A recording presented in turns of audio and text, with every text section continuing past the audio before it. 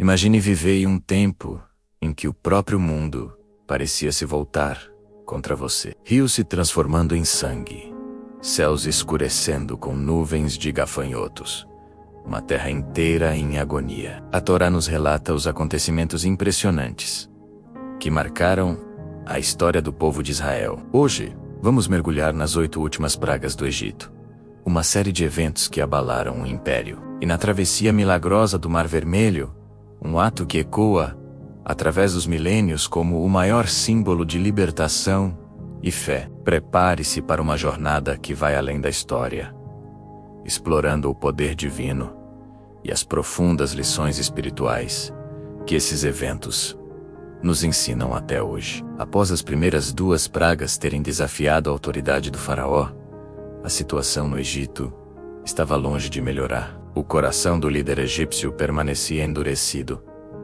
e a resposta divina se intensificou. Deus enviou mais 8 castigos devastadores, cada um mais severo que o anterior, demonstrando seu poder inquestionável e sua justiça. A Torá nos ensina que essas pragas não foram apenas punições aleatórias ou desastres naturais. Elas foram sinais claros, mensagens diretas, para que o faraó reconhecesse a soberania do Deus de Israel e libertasse seu povo da escravidão. Cada praga atingia um aspecto específico da vida, da cultura e da religião egípcia, desmantelando sistematicamente as divindades que eles adoravam e provando que somente o Deus de Abraão, Isaque e Jacó era o verdadeiro e único Deus.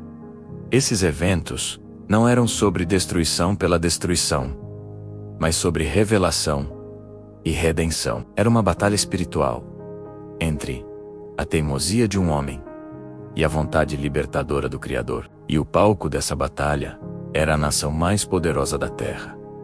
A terceira praga chegou sem aviso. Do pó da terra surgiram nuvens de piolhos, ou como algumas traduções dizem, mosquitos. Eles cobriram homens e animais por todo o Egito. Imagine o tormento incessante, a coceira, a impossibilidade de encontrar alívio. Nem mesmo os magos do faraó, que antes haviam replicado os primeiros milagres, conseguiram reproduzir este. Eles foram forçados a admitir: isso é o dedo de Deus. Mas o faraó não ouviu. Logo depois, veio a 4ª praga, enxames de moscas. Mas desta vez, algo foi diferente. As moscas infestaram as casas dos egípcios, os palácios e toda a terra. Mas a região de Gósen, onde os israelitas viviam, foi poupada. Deus começou a fazer uma clara distinção entre seu povo e os egípcios, mostrando que ele protegia os seus. A vida no Egito se tornou insuportável, mas o coração do faraó continuava obstinado. A 5ª praga foi um golpe direto na economia e na riqueza do Egito.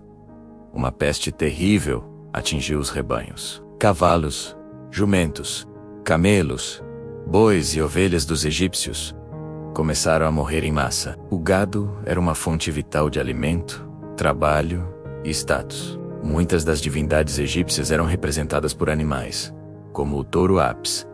Esta praga não só causou um desastre econômico, mas também provou a impotência desses deuses. E mais uma vez, os animais dos israelitas em Gósen permaneceram intocados, saudáveis e seguros. A teimosia persistiu, e então veio a 6ª praga, que atingiu diretamente o corpo das pessoas. Úlceras e feridas dolorosas surgiram nos egípcios e em seus animais restantes. A dor física era constante, um lembrete corporal da consequência da desobediência. A praga foi tão severa que nem os magos do faraó conseguiam ficar de pé diante de Moisés. A aflição era visível em cada rosto, em cada lar egípcio, um sinal claro de que a rebeldia contra Deus traz sofrimento real e palpável. A 7ª praga foi um espetáculo aterrorizante, de poder celestial. Uma tempestade de granizo como nunca antes vista no Egito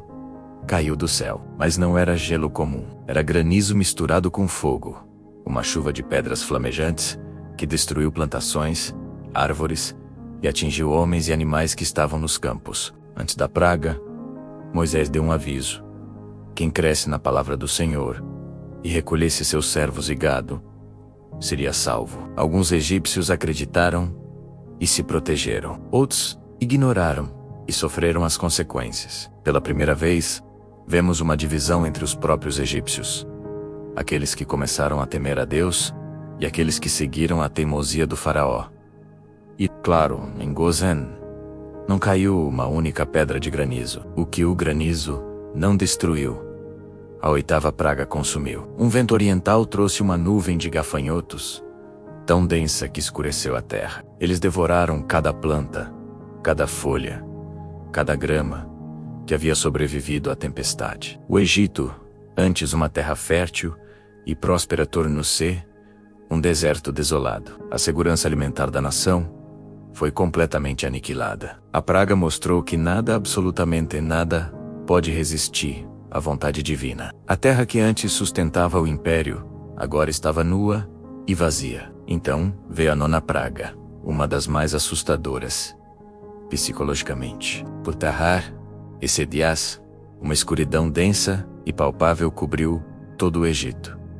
Não era uma noite normal. Era uma escuridão tão profunda que as pessoas não conseguiam ver umas às outras, nem se levantar de onde estavam. O deus Sol Ra, a principal divindade egípcia, foi completamente derrotado. Imagine o medo, a solidão, o isolamento completo no meio de uma escuridão que podia ser sentida. Em Equato, isso na terra de Gozen, os israelitas tinham luz em suas casas. Era a prova final de que a verdadeira luz do mundo está em seguir a Deus, enquanto a desobediência leva a uma escuridão profunda e aterrorizante. Finalmente, após 9 avisos devastadores, chegou a 10ª e última praga, a mais trágica de todas. À meia-noite, o anjo da morte passou pelo Egito e tirou a vida de todos os primogênitos, desde o filho do faraó, herdeiro do trono, até o filho do prisioneiro no calabouço, e até as primeiras crias dos animais. Um grande clamor de luto e desespero encheu o Egito, pois não havia uma casa egípcia onde não houvesse um morto. Os israelitas, porém, foram instruídos a marcar os umbrais de suas portas com o sangue de um cordeiro. O anjo da morte, ao ver o sangue, passaria por cima daquela casa, poupando o primogênito. Este evento, conhecido como Pessah, a Páscoa, foi o golpe final. O coração do faraó finalmente se quebrou. Ele chamou Moisés e Arão no meio da noite e ordenou: saiam, vão embora, levem tudo o que é seu, e sirvam ao seu Deus, e abençoem a mim também.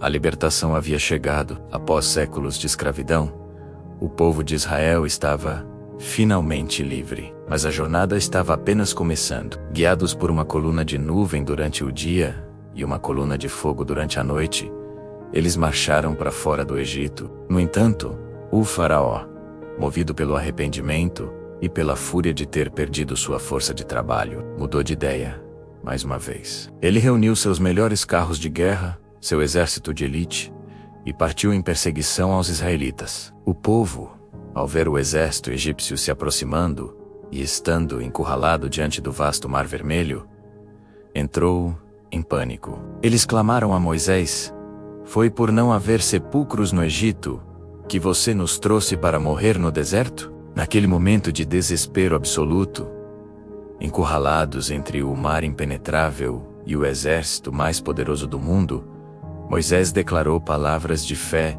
inabalável: não tenham medo, fiquem firmes, e vejam o livramento que o Senhor lhes trará hoje. O Senhor lutará por vocês. Tão somente acalmem-se. Então, seguindo a ordem de Deus, Moisés estendeu seu cajado sobre o mar. Durante toda a noite, um forte vento oriental soprou, e as águas se dividiram. O impossível aconteceu. O mar se abriu, formando 2 muralhas de água, uma à direita e outra à esquerda, e um caminho de terra seca apareceu no meio. O povo de Israel atravessou o Mar Vermelho a pé, em segurança. Os egípcios, cegos pela perseguição, sagaraminos pelo mesmo caminho. Mas quando o último israelita alcançou a outra margem, Moisés estendeu novamente seu cajado, e as muralhas de água desabaram. O mar voltou ao seu lugar, engolindo o faraó, seus carros de guerra e todo o seu exército. Naquela manhã, os israelitas viram na praia os corpos dos seus antigos opressores e compreenderam a magnitude da sua salvação. O poder que os escravizou por 400 anos foi destruído em um único instante. As 8 últimas pragas e a travessia milagrosa do Mar Vermelho são muito mais do que uma história antiga. Elas nos ensinam lições poderosas sobre fé, obediência e o poder ilimitado de Deus.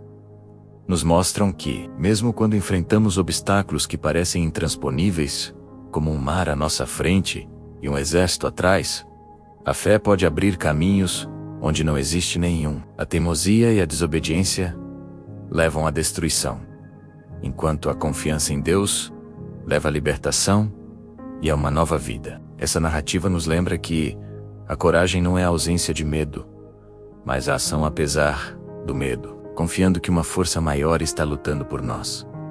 Se essa história incrível da Torá te inspirou e tocou seu coração, mostre seu apoio. Deixe o seu like para que mais pessoas possam conhecer essa mensagem. Compartilhe este vídeo com seus amigos e familiares para que eles também sejam inspirados. E o mais importante, inscreva-se no nosso canal para não perder mais histórias fascinantes e lições profundas como esta. Muito obrigado por assistir e até a próxima.